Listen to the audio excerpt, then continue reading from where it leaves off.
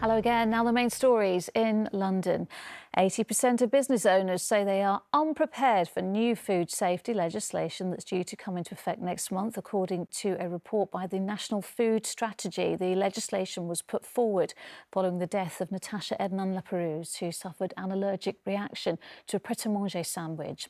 It requires businesses to list full ingredients on food labels. Well, today her mother stressed the importance of taking food labelling seriously. What caught us out, and the reason our 15-year-old daughter Natasha died, was because of partial labelling. She read the label that was on the baguette, she trusted what she read, but unfortunately sesame seeds had been baked into the dough of the bread. They weren't visible to the naked eye, and that killed her. And so it was really something that was immediately recognised as being a loophole in the law, and it needed correcting. Well, in a statement, the Department of Health says it continues to work closely with the FSA on the current allergens framework.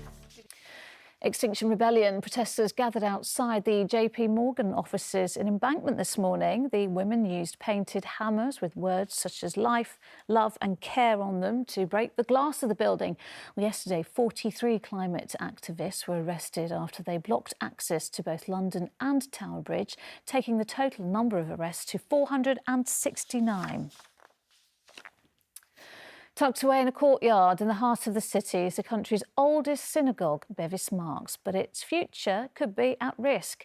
Next month, the City of London will decide on whether to build 2 office blocks next to the Grade 1 listed site. Its rabbi fears the proposed skyscrapers will block out all natural light and plunge services into darkness. A spokesperson for the City of London said it will consider representations for and against before taking a final decision.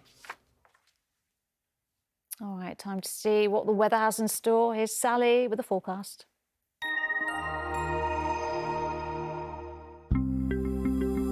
Making the most of it, whatever the weather. Octopus Energy sponsors ITV London weekday weather.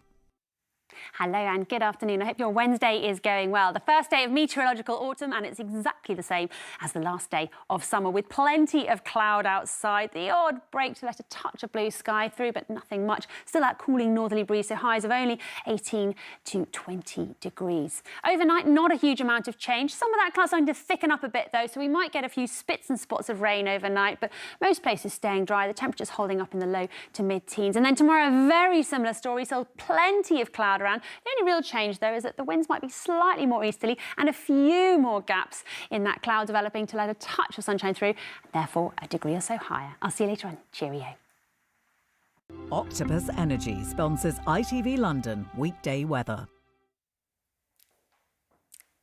All right, time now to take a look at what's coming up at 6.